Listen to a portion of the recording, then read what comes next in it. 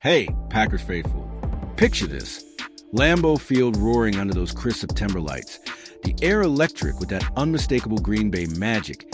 And suddenly, the injury report drops like a game-winning bomb.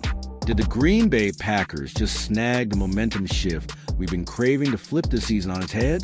Week 3's first report is out, and it's a heart-pounding mix of triumphs and gut punches that could rewrite Sunday's showdown against Cleveland Browns.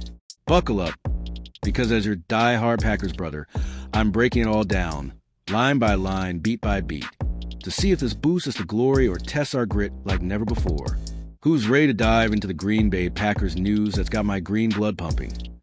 Let's kick off with the sunshine piercing through the storm clouds, the returns that have defensive coordinator Jeff Hafley fist-pumping on the sidelines. Micah Parsons, that trade deadline beast we snagged from Dallas in a deal that shook the league, is officially off the injury list after nursing that nagging back issue for the first 2 games. Full participant, no limits, ready to unleash hell on Browns QB Joe Flacco, who's turning 40 this year and facing a pass rush that's already tallied 1.5 sacks from Parsons alone. Imagine him cranking up to 70% snap count after easing in at 57%. That's the kind of edge that turns a gritty win into a statement blowout. And it's not just him. Offensive lineman Zach Tom, oblique, and Aaron Banks' ankle are back in the mix after sitting out Week 2, with Banks straight up telling Sports Illustrated's Bill Huber he's suiting up Sunday. That's huge for protecting Jordan Love and carving lanes for the run game against Cleveland's physical front seven.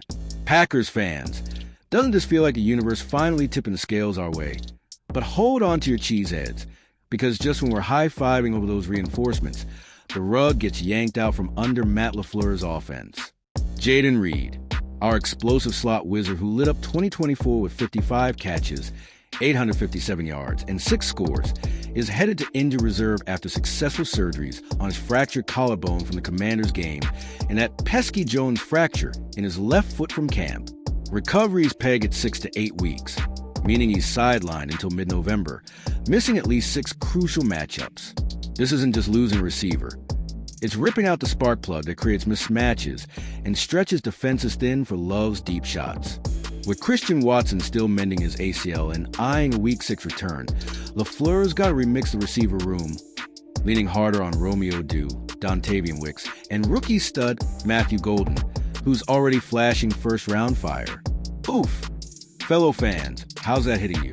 Is this the wake-up call to unleash our depth, or a nightmare that exposes our wide-out woes?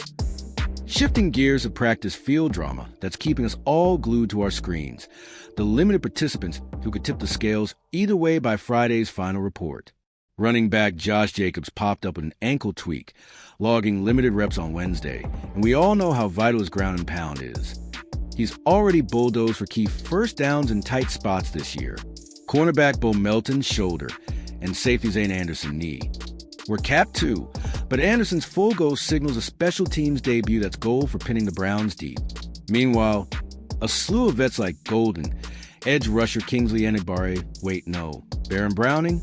Hold up, our list cleared Golden, Wicks, and punter Daniel Whalen entirely, and linebacker Quay Walker are off the report entirely, meaning full health across the board. And Jordan Love? Our franchise gunslinger ditched the thumb brace from last month's surgery, slinging with 0 restrictions. Pure poetry after that 300-yard, 2 TD clinic against Washington. This patchwork puzzle has me buzzing. With Love locked in at 100%, can we mask Reed's void and let Parsons feast? Drop your take in the comments.